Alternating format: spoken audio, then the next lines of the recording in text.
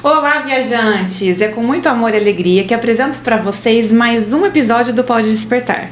Hoje eu tô aqui com uma pessoa maravilhosa, terapeuta sistêmica. Ela vai trazer várias ferramentas incríveis que eu ainda não conheço, mas que eu tenho um prazer imenso de estar aqui com ela. Ela já trabalhou muitos anos em multinacionais e despertou para o autoconhecimento, começou a aprender várias ferramentas. Mãe de 2 crianças lindas, casada, terapeuta sistêmica. Estamos aqui com a Luciana Lyon. Prazer estar aqui com você. Eu que agradeço, Ana. Eu fiquei muito feliz com o seu convite.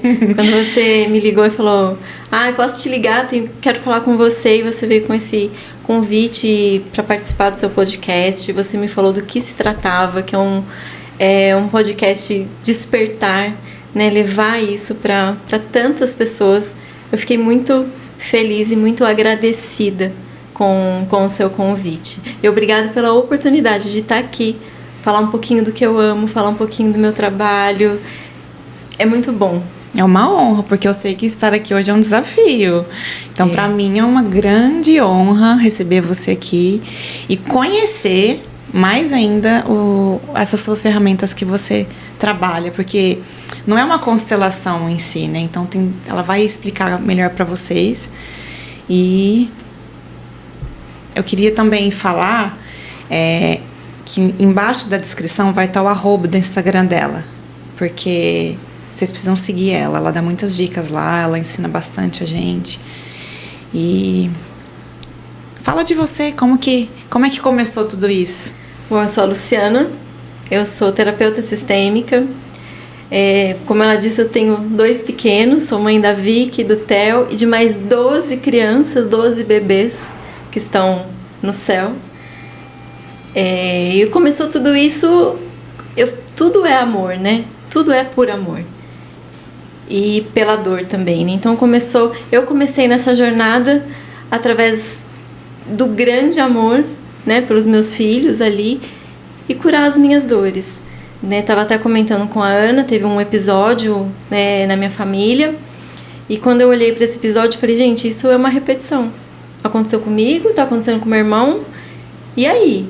E de repente começou a pipocar constelação familiar ali, e eu com 2 crianças, o Theo e a Vicky tinham 2 aninhos de idade, e quando eu fui ler, né, quando eu fui entender os padrões de repetição, as lealdades, né, e que isso, situações, questões, poderiam continuar se repetindo até que alguém do sistema pare e olhe para isso. Né, e eu com os meus 2 pequenininhos ali, eu falei, gente, não quero isso para meus filhos. Não quero isso para meus filhos. Acaba aqui. Né? É aquela história. Aconteceu até aqui, mas acaba aqui. Isso não precisa mais continuar se repetindo. Então, hoje eles estão com 10 anos, né? Então isso foi há 7 anos atrás. E aí eu fui buscar, ler, compreender melhor o que eram estas constelações. Então eu fui ser constelada, fui passar pelo processo, porque tudo é um processo, não existe milagre, né? As coisas não mudam, não acontecem da noite para o dia, então tudo é um processo. Então eu comecei ali, a olhar para as minhas dores, a olhar para a minha história, a olhar para a história do meu sistema familiar, né? Por que foi assim com meu pai, por que foi assim com a minha mãe, né? E o que eu queria, né? Que fosse diferente para eles, né? Entendendo também que eles são fruto de 2 sistemas. Então tem o meu sistema, tem o sistema do Fábio, né? Não é só o meu sistema. Então o Fábio também é uma pessoa muito aberta, então a gente começou essa jornada juntos, né? Ele sempre muito aberto a olhar para tudo isso também. E aí foi, sempre estudando. E aí em 2020, né, eu senti assim um chamado muito forte. É isso que eu quero fazer pro resto da minha vida. Que bonitinha. Eu falei, gente, encontrei alguma coisa que eu vou fazer pro resto da minha vida. E que quanto mais o tempo passar, mais velhinho eu ficar, melhor eu vou ser. Porque eu já vou ter estudado mais, vou ter me curado mais, né? É uma caminhada. E eu venho aí, nesses últimos 4 anos, buscando me aprofundar mais, me curando, né? Cada vez mais eu falo que cada curso que eu faço, cada livro que eu leio, conversa comigo, me cura ali a minha ferida. Mais profundo você vai. Mais um pouquinho, mais profundo eu vou. Então, você trabalhou quantos anos em multinacional, convivendo ali com o mercado, e provavelmente deve ter sido doloroso para você também fazer essa decisão de sair. Na verdade, quando eu decidi não foi doloroso. Eu acho que o antes, né? Até decidir. Até a decisão. Porque eu trabalhei muitos anos numa multinacional. Eu fiz minha primeira formação em ciências contábeis. Eu fiz mais por uma lealdade familiar, por acontecimentos do que ser o que eu gostaria, né? Foi assim, eu fui levada para esse caminho, estimulada assim, aí para esse caminho. Não fiquei nas ciências contábeis, acho que nem um ano. Aí já apareceu para mim uma vaga numa multinacional na área de comércio exterior. E ali eu me encantei na época como comércio exterior. Falei, nossa, que legal, né? Comecei a estudar, sempre gostei de idiomas, então tive a oportunidade de estudar mais, de me aprimorar, de conhecer pessoas do mundo todo, tive a oportunidade de viajar. Então, assim, foi uma caminhada, né? Até que... Fez parte do processo. Fez parte de um processo. E aí eu queria ser mãe. E quando eu quis ser mãe, né? A gente resolveu que o Fábio e eu, que a nossa família... que a gente queria aumentar a nossa família. Eu estava num momento muito estressada, muito sobrecarregada. E eu não conseguia engravidar. E aí, a gente conversando, precisava diminuir o estresse. Eu já tinha comigo que quando eu tivesse os meus pequenos, isso é meu, né, faz parte de mim, eu queria poder viver a maternidade. Então, antes deles nascerem, eu fiz um acordo com a empresa e eu saí, né, desse mundo executivo, passei um tempo cuidando de mim, olhando para mim, e aí depois eu engravidei. 3, 4 meses depois que eu saí do emprego, do trabalho, eu engravidei. E até então tinha sido um longo processo. Eu fiz fertilização in vitro, por isso eu disse que eu tenho 12 bebês no céu, porque todos pertencem. Então, os que passaram aqui dentro da minha barriga e não ficaram, e os embriõezinhos que foram, né, gerados ali, eles também são nossos filhos. Precisa ter inclusão deles, você fala, né? Isso. Todos fazem parte, né? É uma das leis sistêmicas. Então, todos esses bebês foram e são incluídos no nosso sistema familiar. Legal. E a gente falando um pouco das suas terapias, você trabalha bastante com a constelação. Isso. Constelação em grupo. Como é que você faz essas constelações? Eu faço constelação em grupo, mas o que eu mais atendo são as constelações individuais. Né, faço com bonecos na mesa ou na água, né, mas o meu foco hoje, até por conta de questão de agenda, tudo, são as constelações individuais.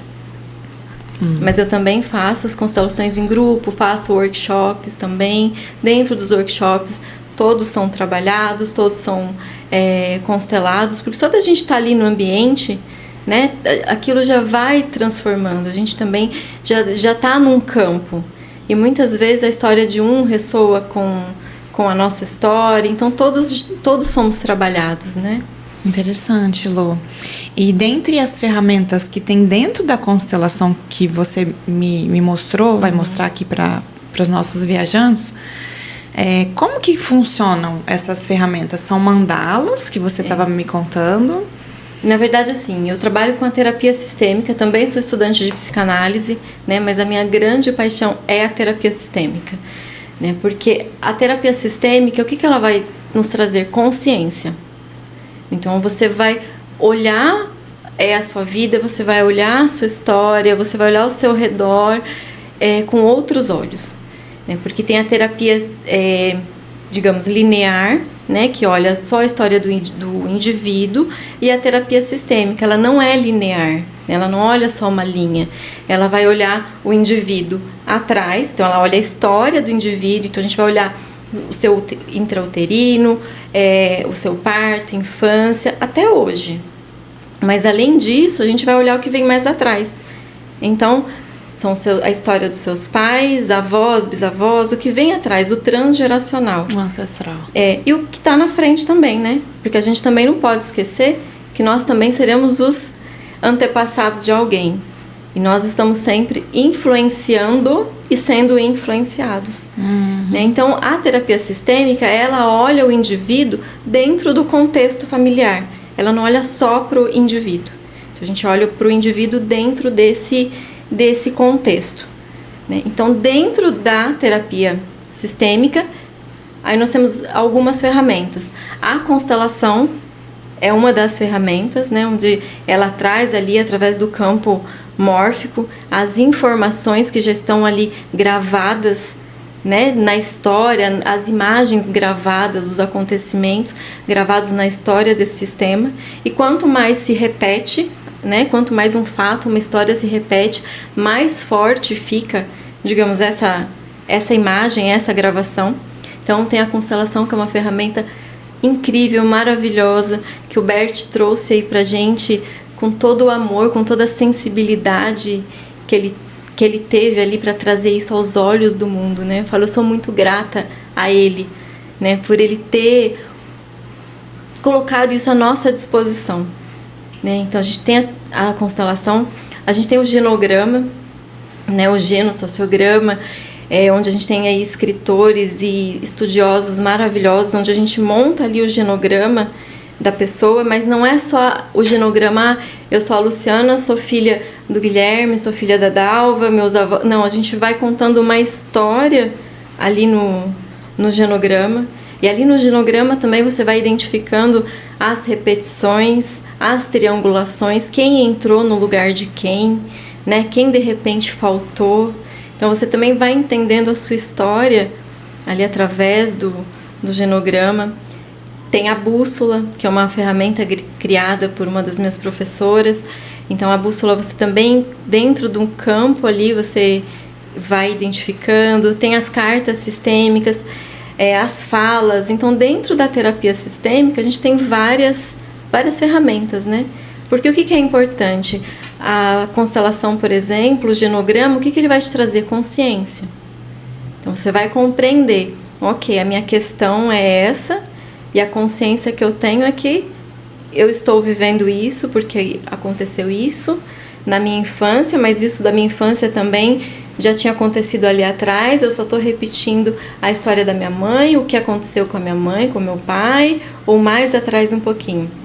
Então essas ferramentas, elas vão te trazer consciência, né? E através da terapia sistêmica, o que a gente vai fazer? Ressignificar, né? Porque você precisa ter consciência, mas você precisa dar um novo significado para essas consciências. Aí, através dessa ressignificação, como se fosse um passo a passo para depois que você tem aquela informação, você saber lidar com aquela informação. Isso. E você conseguir ressignificar, né? Porque você vai fazer diferente, você vai quebrar um padrão ali também. Mas é através do quê? Da ressignificação. Né? Você pegar toda aquela história e você dá um significado diferente. E é um processo, né? Não existe um milagre. Eu fiz uma constelação e nada aconteceu comigo. Ou então eu fiz... Não, é um processo, né? A gente precisa de um processo. E esse processo, acredito eu, que a gente vai levar a vida... processando, a vida toda. Eu sempre falo, né? Até comentei com você outro dia. Eu falei assim, gente, Bert, que é o Bert, que criou isso tudo, tava ali, né? Ainda velhinho ali, ainda trabalhando suas questões com a mãe. Quem sou eu, na fila do pão, pra achar que aos 48 anos eu tô resolvendo todos os meus B.O.s? Não vou, é um processo. E a gente vai percebendo, o nosso entorno se transforma, né? A gente se transforma, as pessoas à nossa volta, até os amigos, né? A gente vê que vai criando ali uma ambiência, a gente vê a transformação nos nossos filhos. É lindo, mas é um processo. É um processo. E para você, quando a gente fala que a pessoa está num processo, a pessoa tem um processo, o que ela pode fazer, de repente, um conselho que você dá, uma dica, para ela olhar para aquele problema, para aquela dor com mais amor? Procurar ajuda. Né? Alguém que também vai levar essa pessoa a olhar para essa dor, a entender, a compreender melhor aquilo e ela poder colocar entendimento. Porque quando ela passa a entender melhor a história, melhor o porquê que aquilo aconteceu, aí começa a vir a aceitação, aí ela começa a olhar com outros olhos, né? E eu acho que é justamente isso que a terapia sistêmica, as constelações e outras terapias também que trabalham a consciência trazem. É você conseguir olhar para os acontecimentos da sua vida com outros olhos, né? Para a sua história e para a história dos que vêm também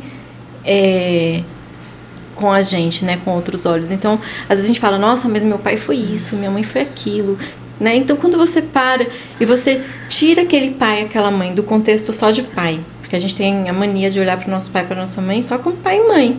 E aí, como pai e mãe, a gente coloca aquela capa e espera que eles sejam perfeitos. Mas quando você começa a olhar que aquele pai ou aquela mãe, antes de ser sua mãe, ela também foi filha, ela foi criança, ela foi adolescente, ela é mulher, ela é esposa, né? E você olha para a história dela, de tudo como foi. Esse é um honrar. Esse é o honrar, né? Esse é o tomar pai e mãe, né? É você olhar para eles como foi, né? E você dizer sim. Isso é o dizer sim a tudo que foi.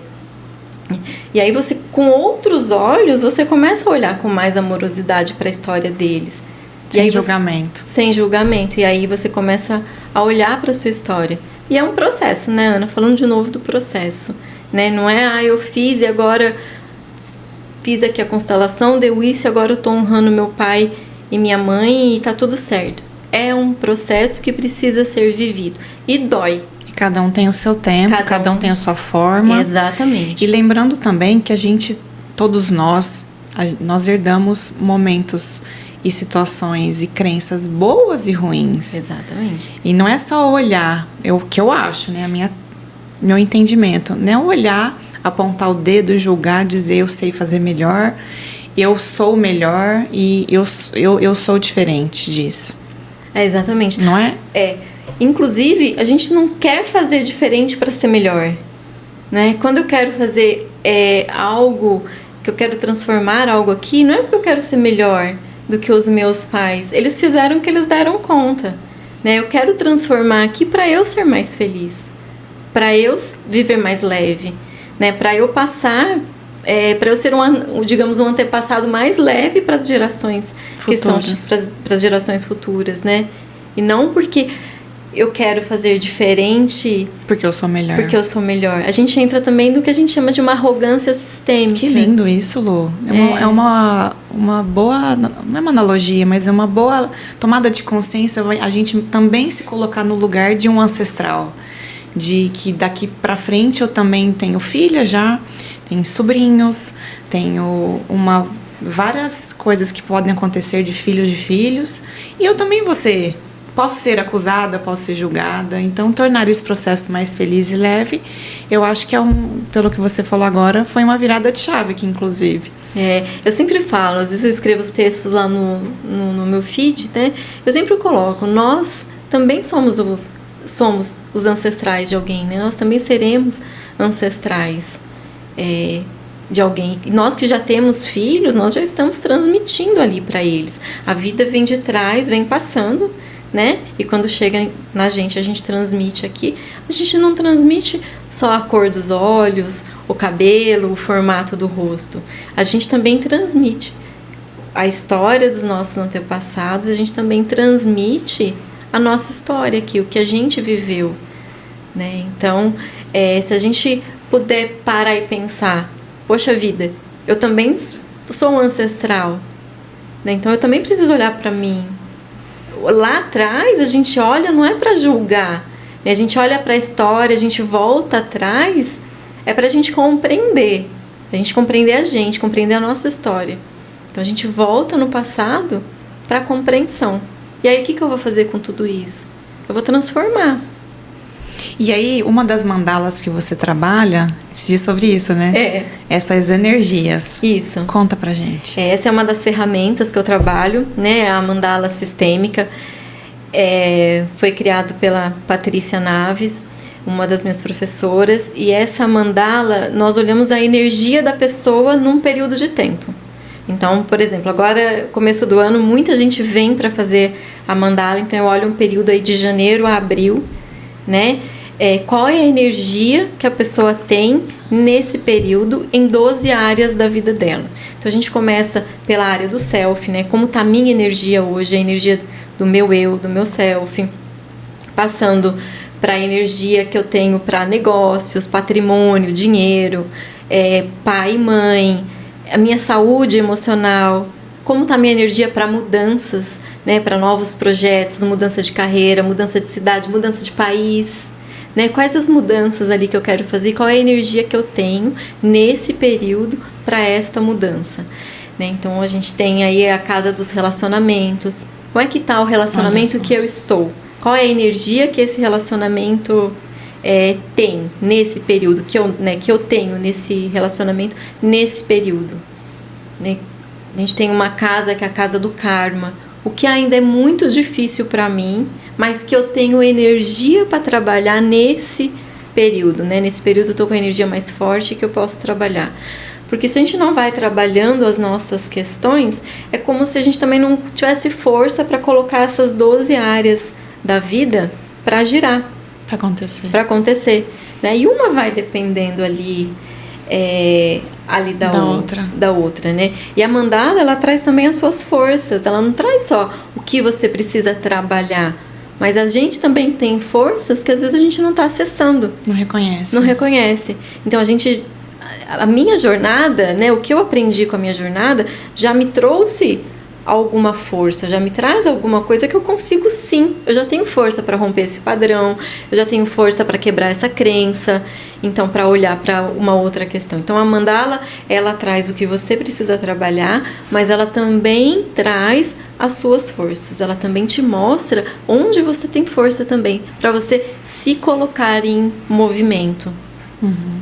E lembrando também que eu estava pensando aqui agora que a nossa história, a nossa vida, ela não é feita só sobre os nossos ancestrais. Você acredita que também tem influência da nossa personalidade?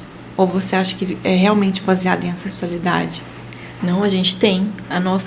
Porque quando a gente olha dentro da terapia sistêmica mesmo, a gente olha o indivíduo, né? E a gente olha o transgeracional. E quando a gente olha para o indivíduo, a gente olha assim...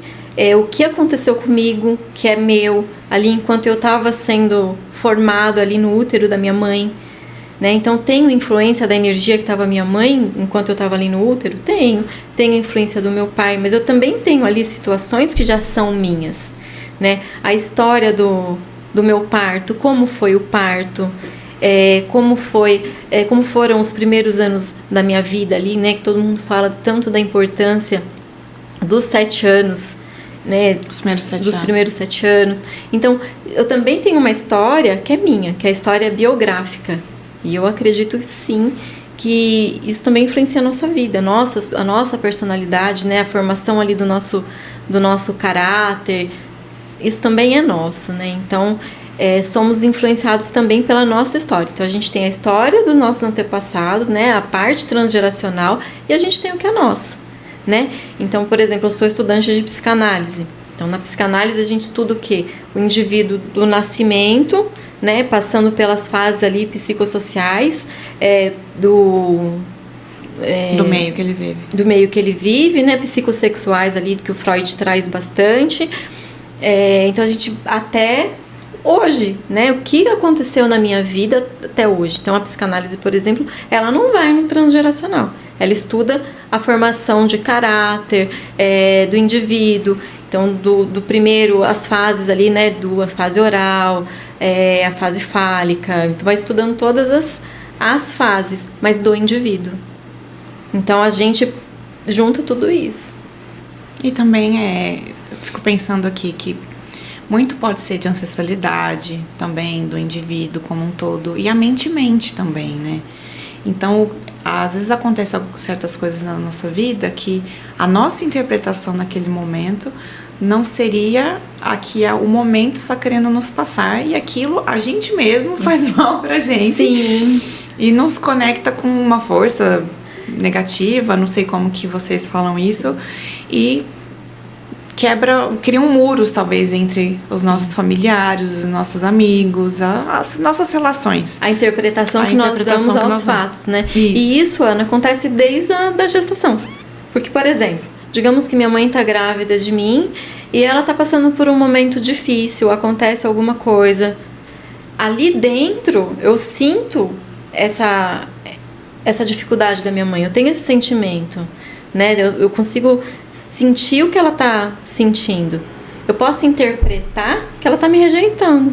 Então, assim, ela não me rejeitou. Mas você interpretou. Mas ali dentro do útero eu já posso dar essa interpretação, né? Que a gente ainda não tem tudo formado, não vai ter as lembranças, mas a gente sabe que o trauma mora onde? No corpo. E tudo fica gravado nas nossas células. Por isso que as doenças físicas, elas vêm das nossas emoções. Então, assim, eu posso ter interpretado que minha mãe me rejeitou, né? Então, por exemplo, uma criança que nasce e fica na UCI ou na UTI, por exemplo, né? A gente chama muito isso dentro de movimento interrompido, que ele busca a mãe e a mãe não está disponível, né? A interpretação que ele pode dar é uma ferida da rejeição, do abandono ali. Porque a mãe não está disponível para ele, mas ele interpretou. Mas a mãe tá ali fora, amorosa, sofrendo, esperando por ele. Mas por uma decisão médica é o melhor para ele. Para ele sobreviver, ele precisa passar por esse processo. Então ele tá ali, ele interpretou esse abandono, né? Então, assim, a gente sim vai interpretando, né? Vai dando interpretação. Por isso que é interessante essa analogia, esse olhar linear que você fala, né? E de acordo com a nossa história também, com a história aí, já entra o transgeracional de novo, do nosso sistema, a gente também vai dando estas interpretações. Porque, por exemplo, uma coisa que acontece aqui, de repente, com você e comigo. Digamos que, sei lá, dá um apagão aqui. De repente, para você, isso é tranquilo. Ficou tudo escuro e tá tudo certo. Agora, pra mim, eu já vou interpretar, meu Deus, aconteceu alguma coisa. Porque também vai conversar com a minha história, com o que eu trago, que é meu, né? E na lei sistêmica, Lu, quando o óvulo e o espermatozoide se fecunda, ali já é uma vida? É uma vida. Já é uma vida. Independente se foi um dia ou 3 semanas. É uma vida. É uma vida. É uma vida. Isso precisa ser olhado. Isso precisa ser olhado. Entendi. Né? Por isso que os processos de fertilização, a gente também precisa olhar para aqueles embriõezinhos ali, mesmo os que não foram fecundados, né? Uma vidinha. E eles fazem parte do sistema. Mas a ciência fala que ele não estava vivo, né? A ciência fala. A ciência né? fala. Como é que o Bert explica isso? Assim, eles não estavam... Eles estavam fora do seu corpo. A partir do momento que tem a fecundação do óvulo e do espermatozoide, é uma vida. Isso não tem como... A ciência ela também vai explicar isso como uma vida. Né? Agora, se tem alma, se tem... Aí a ciência não vai... A gente vai entrar nesse mérito. Mas a partir do momento que tem uma fecundação de um óvulo e do espermatozoide, ali, ele já está se multiplicando. Né? Então, assim, a gente tem um dia uma célula, no outro já tem 2, do outro tem 4, de repente 8, e 16 e 32, e aquilo é uma vida. É uma mega de uma energia. Dizem que tem alguns momentos que essa energia, ela gera luz.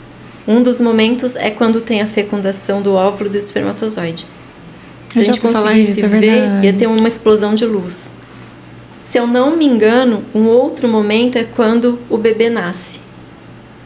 E quando o leite materno cai pela primeira vez. Que bonito, né? Isso tem luz. Então, a partir do momento que nós temos um óvulo, um espermatozoide fecundado, tem luz. E uma das leis sistêmicas, né, que Bert traz 3 leis sistêmicas pra gente, uma das leis é a lei do pertencimento, onde todos fazem parte. Então, nesse todos fazem parte, ninguém fica fora do sistema familiar, né? Não importa o que aconteceu. E o que é todos fazem parte? As pessoas, os abortos, excluídas, o que é fazer parte? O que é pertencer a um grupo sistêmico? Uma família, ela não aceita exclusão. Um sistema familiar não tem exclusão. Então, independente da atitude, da ação que alguém tenha feito ou tenha cometido, aquela pessoa ela não pode ser excluída do clã. Ela não, por pior que ela seja. Por pior que ela seja. Se ela fizesse alguma coisa horrorosa. Uhum. Sei lá, a pior coisa do mundo. Ela não pode ser excluída. Ela não vai deixar de fazer parte. Ela não vai deixar de ser o antepassado de alguém. A história dela tá ali. Ela faz parte. Ah, então tá. Então, o fulano fez isso, eu sou obrigada a conviver com ele? Não. Quando a gente fala que ela faz parte, é dar um lugar a ela no sistema familiar. O lugar ao qual ela pertence. Né? Inclusive, se aquele lugar ficar vago, alguém aqui na frente vai olhar e pode até ir ocupar esse lugar que ficou vago ali atrás. Mas quando a gente fala dar um lugar, não significa que, ok, então eu vou ter que passar o Natal, vou ter que tomar café da manhã, almoçar. Não precisa. É você compreender que aquela pessoa faz parte do seu sistema familiar. É dar a ela o lugar que é dela por direito. E quando a gente dá lugar a essa pessoa que é o lugar dela de direito, me dá um exemplo assim, por exemplo. Eu tenho um excluído na minha família. Uhum. Eu olho para esse excluído com um outro olhar, igual a gente olha para os nossos pais, para os nossos antepassados, ou é um outro olhar? Você dá a ele o lugar que é dele. Então você vai olhar para ele como membro da família, compreendendo também que ele fez o que fez e tudo aconteceu porque ele também estava ali em lealdade com algo que aconteceu mais atrás. Ele também estava, de certa forma, a serviço do sistema, né? Então, e ele tem um lugar que é dele por direito. Então, ele precisa ocupar aquele lugar. E é como, imagina assim, uma ponta de flecha, né? Todo mundo ali, os antepassados, e tem um lugar vazio aqui. Aquilo está fora de ordem. Né? Tem um vazio. E quando a gente tem um vazio, as coisas não estão em ordem. E alguém pode sair do seu próprio lugar aqui, por lealdade, por amor, para ocupar o lugar aquele lugar vazio. Né? Inconsciente também. Todos os movimentos são inconscientes. E todos os movimentos são por amor. Então, por isso que é importante a gente dar o lugar a cada um. Cada um tem o seu lugar que é seu por direito. E o que falam essas leis sistêmicas? Então, a primeira lei é a lei do pertencimento, onde todos fazem parte. Né? E aí a gente vai entrar em todas as pessoas, nos bebês, né? Nos abortos, independente se eles foram praticados ou se eles foram involuntários, não existe esse julgamento. Ele faz parte. Né? Acolher essa criança, dar um lugar a ela dentro do sistema familiar. Então, todos fazem parte, a lei do pertencimento. Depois a gente tem a lei da hierarquia, onde cada um tem o seu lugar dentro do seu sistema, né? E quem veio antes tem precedência.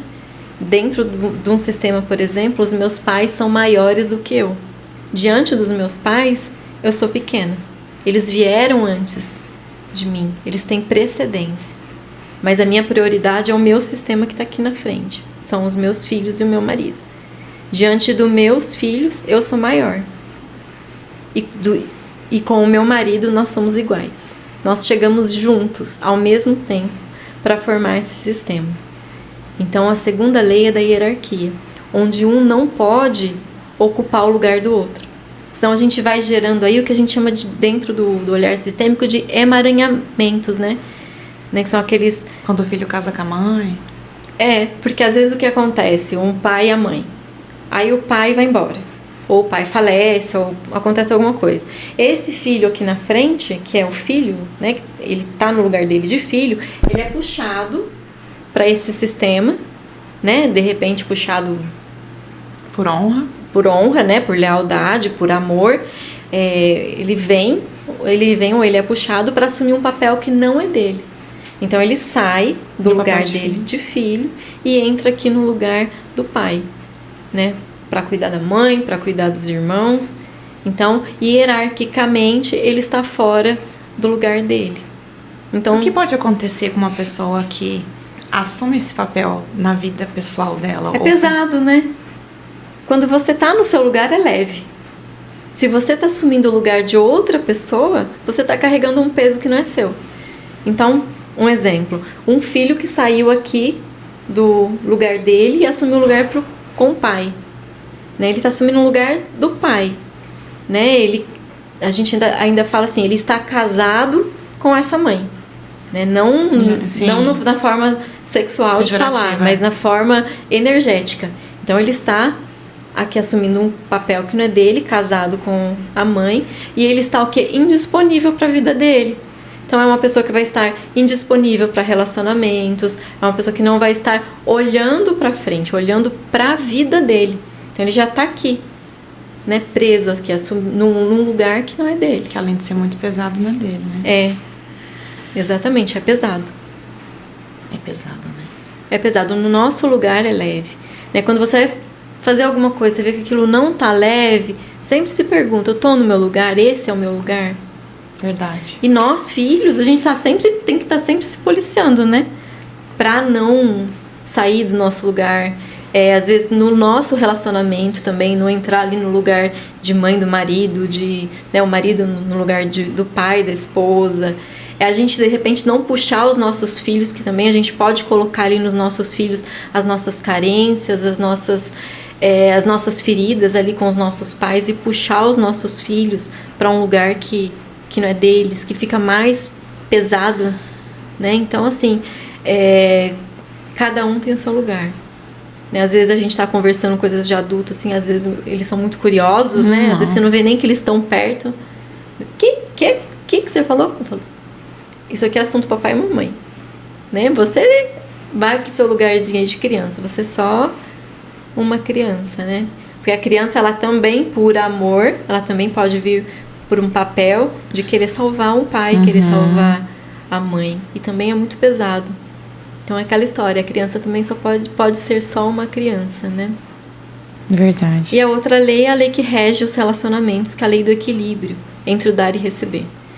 Então, assim, um relacionamento que já nasceu, que a gente não tem esse equilíbrio, é relacionamento entre pais e filhos. Porque os pais nos dão a vida. Isso a gente não tem como retribuir e nem é esperado que a gente retribua. Porque a vida já é algo, assim, grandioso.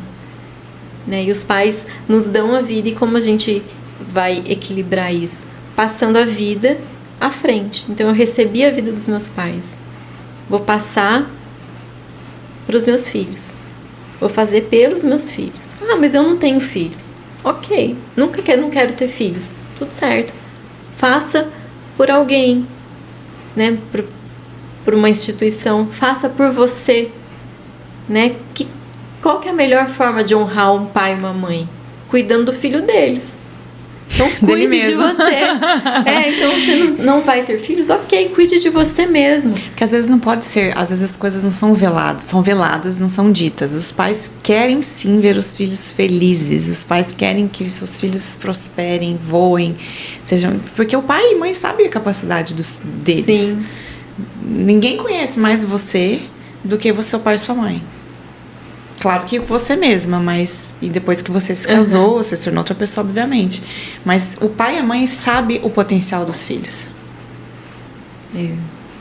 Até eles terem as próprias conclusões e decisões. Você concorda? Eu acho que os pais fazem o que é melhor para os filhos, né? Dentro do que eles conhecem, dentro do amor que eles têm. Eu acho que eles dão ali o que é de melhor, o que eles têm de melhor, o que eles receberam. E dentro disso que eles receberam, eu acredito que eles nos amam e querem o nosso melhor, né? Da melhor forma possível. Então, e a gente vai honrar os nossos pais como? Cuidando de nós mesmos, né?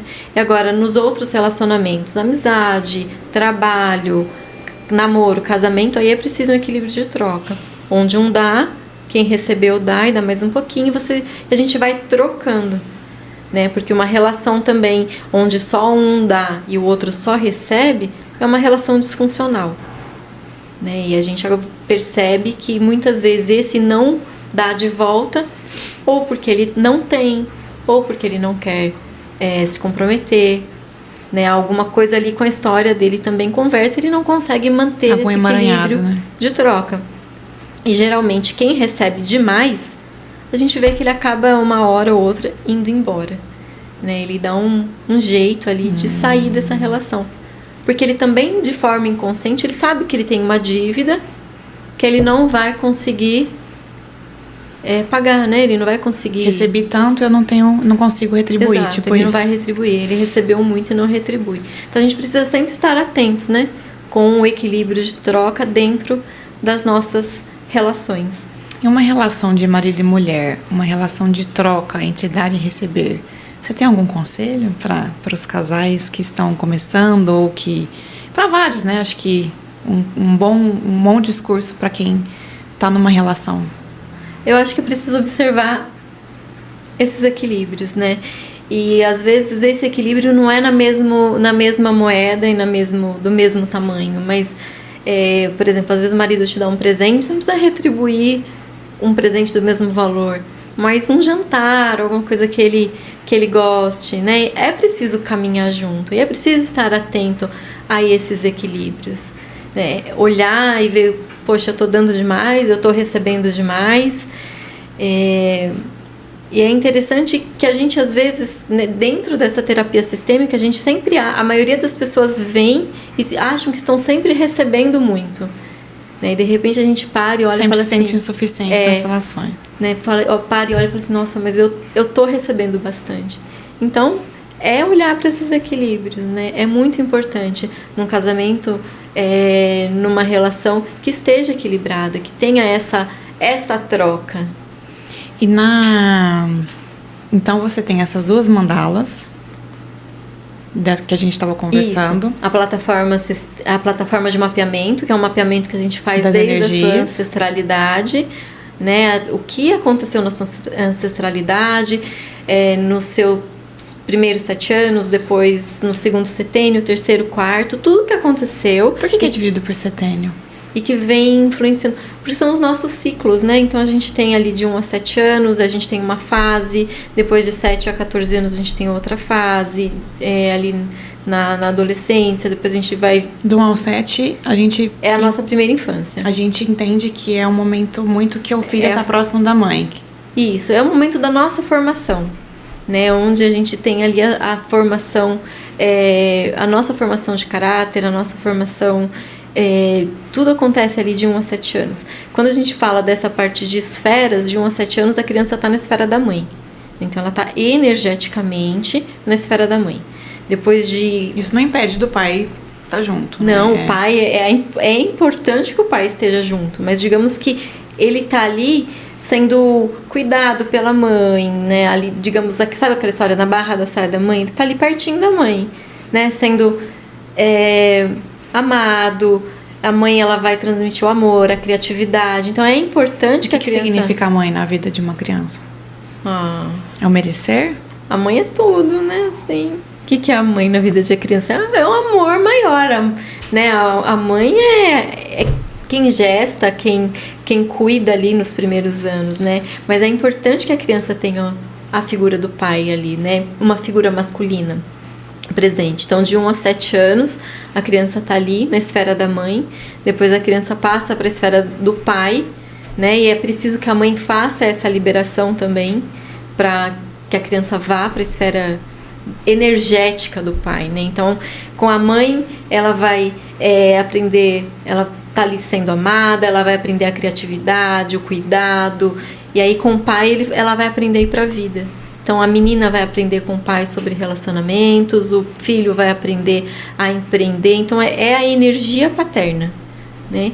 E aí, depois ali dos 13 anos, mais ou menos, a menina faz o retorno para a esfera da mãe, né? E o menino segue ali, digamos, na esfera do pai. Isso tudo são esferas energéticas. Não é que, estou na esfera da mãe, só tenho contato com a mãe. Não, o pai está ali, está presente, né? É importante a convivência, muito, né? Muito. Então, são questões só de energia, né?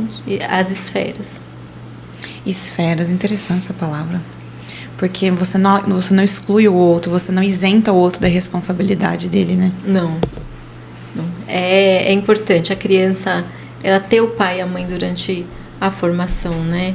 E ter uma figura masculina. Às vezes não tem o pai, mas tem o avô, tem alguém tá ali presente, né? Uma figura masculina.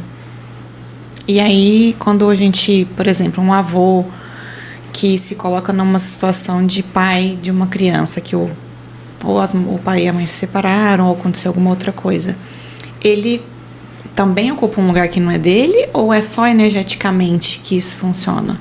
Ele pode estar ali energeticamente, passando para a criança uma energia masculina, mas do lugar dele de avô.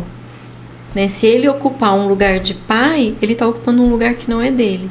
E aí dentro da hierarquia ele vai estar fora, né? Ele está fora da hierarquia. Então cada um tem o seu lugar. Então ele pode passar essa energia masculina ali, né? A presença dele para essa criança, mas do lugar dele, de avô. Sem sair da ordem, né? Sem sair da ordem. Que interessante. Tem alguma coisa mais da mandala que a gente não falou? Porque é tão incrível, porque eu quero conhecer. Vamos fazer, você vai conhecer. Gostar. É uma ferramenta fantástica, Depois a gente, né? vou postar. Posta. Para o pessoal ver o que acontece. Eu vou postar. Posta sim. É uma ferramenta fantástica, as pessoas gostam muito porque ela te dá uma direção, você consegue olhar a sua energia ali para aquele período, né? Então ela vai te direcionar também o que você ainda está precisando trabalhar, como eu te falei das forças também, você usar a seu favor, né? O que você tem e trabalhar o que precisa ser trabalhado para você se colocar em movimento. Porque muitas vezes a gente quer fazer um movimento, a gente quer ir, até faz o movimento, mas esse movimento não se conclui, ou então ele não é feito com eficiência. Então a gente fica ali patinando, vai e volta. Então é interessante. E essa mandala, ela também tem um olhar sistêmico. Essas cartas, elas são sistêmicas, elas não são adivinhatórias, né? Então assim, ela tem estudo, embasamento sistêmico por trás dela. Então ela também vai estar trabalhando ali o seu sistema. Então é muito legal. Eu vou conhecer, certeza. Eu adoro, né? Conhecer. Lu, me veio uma vontade de te perguntar. Sim. Qual foi, ou talvez como foi, um momento de grande transformação na sua vida do porquê você está aqui hoje trabalhando com essas ferramentas? Como você disse para mim, não é porque eu estou no processo que eu sou alecrim dourado e vivi um milagre. Uhum. Mas gostaria que você compartilhasse com a gente um momento que você disse assim, nossa, valeu a pena tudo isso. Olha, o valeu a pena tudo isso eu vejo todos os dias, né? Quando você vê a sua vida sendo transformada, quando você olha e vê que feridas que doíam tanto hoje doem menos, você vê a relação com a sua mãe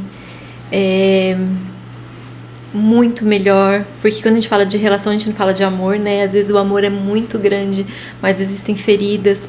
Então quando você vê uma relação, as relações sendo transformadas, você vê os seus filhos crescendo num lar harmônico, né? Que tem problemas, claro que tem, mas num lar harmônico. E você vê que você consegue olhar para os seus filhos e cuidar deles de uma outra forma, com um novo olhar, com consciência, né? Para a história deles. E você saber que você está ali, né? Para contribuir para a passagem e para o crescimento deles, que a sua história faz a diferença, né? Na vida. E você vê as repetições já não sendo repetidas, sabe? Com a mesma intensidade de antes. Agora, assim, o grande momento, eu acho que a maternidade que foi, assim, a virada de chave, sabe?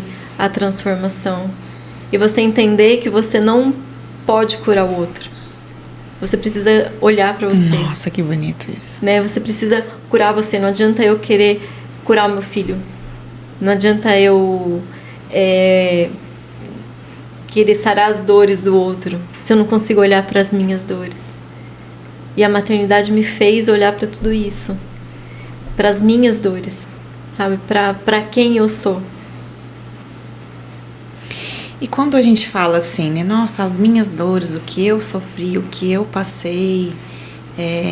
Quem não começou o processo de autoconhecimento, quem nunca talvez fez nada ou começou, é muito talvez de auto-julgamento, né? A gente achar que só a gente sofre, o outro não, só a gente passa por aquilo, o outro não. Não é? É que eu acho que no nosso momento de dor, a gente só se enxerga, né? Sabe aquele negócio de que todos nós temos um pontinho narcísico, né? Temos ali, como Freud traz um narcisismo ali. Então, quando a gente tá na dor, a gente só consegue olhar pra gente mesmo. Então, a gente pode olhar e falar, mas só eu sofro, só a minha vida é difícil, por que isso só acontece comigo? Então, eu acredito que todo mundo, né, passa por um momento onde vive isso. Né? Mas isso não é privilégio meu. Tá todo mundo aí no mundo, eu acho que todos nós estamos aqui para crescer. Eu acho que ninguém caiu nessa terra aqui à toa e com todos os seus problemas resolvidos. Eu acho que todos que estamos aqui estamos para viver um processo de autoconhecimento, de ressignificação e de cura. Então todos temos dores, né? Quando eu falo as minhas dores é porque eu pude olhar para a minha história e compreender melhor a minha história, né? Pude olhar para os traumas ali que eu trouxe da minha infância, entendendo o que era meu, o que não era meu, né? O quanto eu pude transformar algumas dores, algumas ainda estão sendo transformadas, né? E ainda estão sendo lapidadas. Mas é porque eu falo do meu caminho, né? Do que eu tenho vivido. E a maternidade foi a grande virada de chave. A maternidade foi a grande virada de chave. Porque ali eu entendi que eu precisava olhar pra mim. Eu falei, eu preciso olhar pra mim. Eu preciso me conhecer. Eu preciso olhar pra minha história. Não tem como eu transformar o mundo, eu transformar o outro. E quem sou eu, né? Pra transformar o mundo. Mas eu digo assim, não tem como eu fazer alguma coisa se eu não olhar pra mim. Então, assim, esses serzinhos que chegaram aqui... Eu quero ser uma pessoa melhor para isso, inclusive. Exato, só que para isso eu preciso olhar para mim primeiro. E aí você começa. Aí você começa uma grande jornada para dentro de você mesmo. E às vezes dói. Dói, né? Dói. Opa! Tirar a casquinha. Não é mais fácil ficar no cômodo? Então, será que é mais fácil? É isso que eu quero saber a sua opinião. Porque assim, imagina só, dói. Mas é um processo de transformação. E uma hora vai doer menos. Existem coisas que talvez doam ainda por uma vida. Mas eu acredito que aquela dor já é muito menor do que antes. Do que onde você estava. Do que onde eu estava. Eu acho que é uma questão de escolha. Eu quero sentir a dor, mas passar por um processo de transformação e ali na frente ter uma vida mais leve, ou eu vou continuar ali. Tem uma frase bem boa que eu gosto. Seja sempre você mesmo, mas não seja o mesmo. Exato, seja sempre... Eu acho que a gente não é o mesmo, né? Não tem como. Eu não sou a mesma pessoa de ontem. Depois de passar aqui no podcast com você... Amanhã eu tenho certeza, à tarde eu já não sou mais a mesma. Já mudei, porque eu também nunca tinha ido num podcast. Então já ganhei mais uma experiência, já não sou mais a mesma. E inclusive uma mãe pode ter 5 filhos e ela não é a mesma mãe para os 5 filhos, porque tanto cada um vai vê-la de uma forma, de acordo com sua gestação e etc. Como ela vai ser uma diferente mãe para cada filho, porque ela também já passou por um processo, né? Então, eu acho que realmente, né? Não somos os mesmos. Todos os dias estamos num processo aí de evolução e de crescimento. E voltando à sua pergunta, é uma questão de escolha. É desaprender o que a gente veio fazer aqui e aprender quem a gente quer ser. É ressignificar, né? É dar um novo significado mesmo. Eu acho que é isso. E é uma viagem incrível. Viagem pra dentro. É uma viagem pra dentro. Porque você também descobre coisas maravilhosas, né? De você mesma. Não é... autoconhecimento é você olhar, reconhecer suas sombras, reconhecer suas dores, mas você também olhar a sua capacidade, seu potencial, a sua luz, tudo de bom que a gente também tem. Exato. Porque todos temos luz e temos sombra. E nós só temos sombra porque temos luz. Né? Então, é olhar para o que a gente também tem de bom. Né? E essa luz iluminar as nossas sombras. Entender... Quanto mais a gente olha para nossa sombra, mais a luz. Entender que eu sou uma com luz e com sombra. E se eu quero tirar as minhas sombras, as minhas dores, eu não sou quem eu sou. Então eu vou usar essa luz, o autoconhecimento, eu vou usar o que eu aprendo para iluminar. Iluminar as minhas sombras, iluminar as minhas dores. Utilizar as ferramentas para iluminar os seus... Mas lembrando que eu também preciso aceitar as minhas sombras. Preciso acolher as minhas sombras. É você olhar para um problema, para um medo, para alguma coisa que a gente sente que não tá legal, com amor, é tipo isso? Com amor, com amorosidade. Eu sempre falo para as minhas clientes, para as pessoas que vêm, né? A gente tem muito um olhar de amorosidade pro outro, né? A gente é muito gentil, às vezes, com o outro. Tolerante. E com a gente? Às Nem vezes, sempre, né? Às vezes, né? Tipo, se você derrubar o copo de água, eu vou falar, ai, Ana, tá tudo bem, não se preocupa. Mas aí, se eu derrubar aqui o copo d'água, eu falo, nossa, Luciana, como você foi fazer isso, mulher? Ou com o filho também, né? Ou com o filho. Olha o que você fez! Exato. Verdade. É orar e vigiar mesmo, né? Os nossos pensamentos, as nossas... Que incrível, Lu. Que feliz de conhecer tudo isso, essa grandiosidade. Que demais. Parabéns por essa trajetória que provavelmente também não deve ter sido fácil, mas de muita coisa boa, de muita transformação, de levar conhecimento para muita gente, de poder contribuir na jornada das pessoas, de estar aqui hoje para passar esse conhecimento para nós. Eu tô bem interessada nessa mandala. Eu vou marcar. Eu vou me comprometer aqui com vocês, que eu vou lá na Lu, vou lá na sala, no consultório dela, vou fazer a mandala, a gente vai tirar uma foto e aí eu vou contando pra vocês os meus processos. Se vocês quiserem também acompanhar, mas eu vou postar. É isso. Porque talvez isso também estimula o outro a querer e aí você se sente feliz porque... Acho que é um ciclo, né? Uma coisa puxa a outra. Eu vou fazer. Eu acho que faz parte da nossa caminhada, né? Se a gente puder contribuir, se tudo que a gente conversar, né, puder contribuir com uma pessoa, 2 pessoas, eu acho que já tá ótimo, né? Eu acho que é isso. Pra mim já foi uma missão cumprida. Esse podcast, uma pessoa amou. Porque é o nosso processo. Isso também tá tudo bem. A gente já foi bom pra mim, pelo menos. Pra mim também. Então... Porque, olha, pra mim... agora eu já posso dizer que eu participei de um podcast. Isso, pode despertar. Despertar, exatamente. Porque é um desafio também, né? Você vir, você se expor, você falar. Então, isso também faz parte do aprendizado. Do nosso desenvolvimento. Do nosso desenvolvimento. De quebra de crenças. Falar em quebra de crenças, eu te contei ontem. Eu fui convidada ano passado a ser coautora de um livro, né? Isso, fala dele. Que se chama 12 Maneiras de Destravar a Sua Vida. Então, são 12 terapeutas, né? Nós fomos convidadas a escrever esse livro. Cada uma escreveu um capítulo. E o meu capítulo fala justamente sobre crenças e lealdades. E foi tão incrível, porque foi numa época que eu estava assim, numa profundidade das crenças e lealdades. Então, no livro eu trouxe alguns exemplos meus, trouxe um exemplo de cliente também que eu atendi, trouxe exemplos mais simples, né, que você fala assim, nossa, porque às vezes a gente acha que a gente tem crenças e lealdades só com coisas gigantescas, né? E a gente tá ali no nosso dia, preso ainda, se segurando, né? Não deixando as coisas acontecerem, com crenças, né? Que não são assim coisas gigantescas, coisas enormes, mas coisas ali cotidianas mesmo.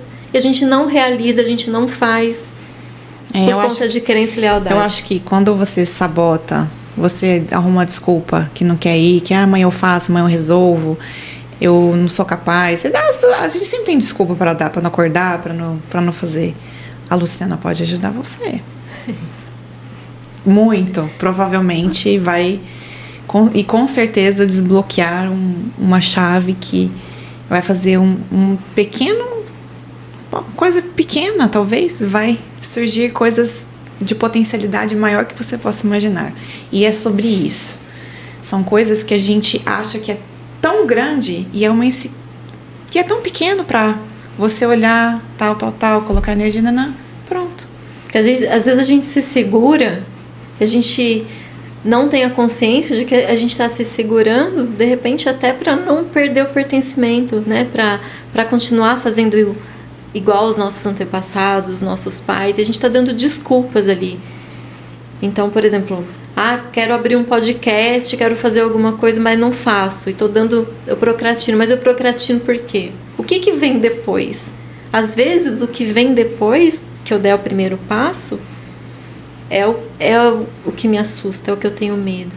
Então, a gente olha para a questão, olha para o indivíduo como um todo, buscando aí encontrar a raiz, né? Trazendo para a consciência e aí, então, podendo ressignificar tudo isso. Fica a dica. Fica a dica. É bom. É babado. Só vai. Só vai. Eu vou deixar. Só vem isso. Vem. A gente vai deixar aqui embaixo a descrição das redes sociais da Lu, telefone, contato. Eu acho muito importante o reconhecimento, da gente ver as nossas... de não se sentir incapaz, talvez, para alguma coisa, procurar ajuda, que ela sempre falou bastante isso aqui hoje. Procurar reconhecer, olhar com carinho, com amor para sua história, para sua família e fazer diferente. Você tem a oportunidade de fazer diferente a sua vida e está na sua mão. Nós somos adultos, nós somos capazes e temos uma trajetória linda para contar, de repente, para os nossos ancestrais e para os nossos... Para quem tá vindo aí na frente. Ou já tá, né? Chegando. Isso. Ter essa oportunidade de criar isso. É por isso, é sobre isso, tudo isso aqui, sabe? Então, trazer esse tipo de conteúdo e despertar em alguém, para mim já tá ótimo.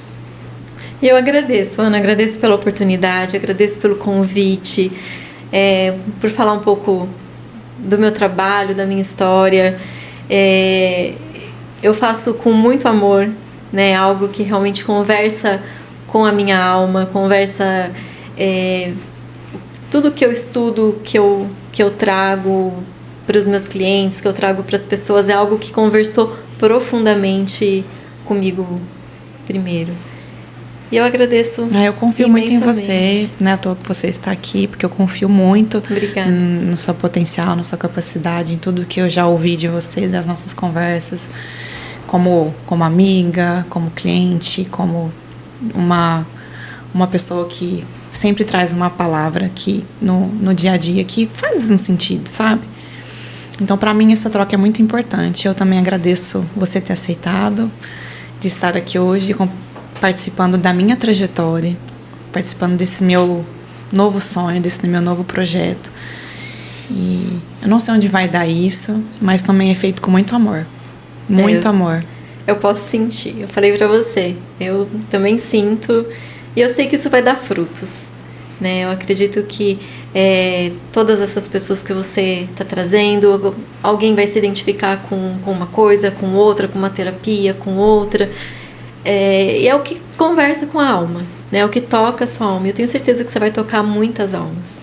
Vamos juntas. Vamos juntas. Obrigada, Lu. Obrigada, essa linda. Obrigada por estar aqui com a gente até agora, participando desse momento aqui ímpar. E é isso. Em breve, mais episódios.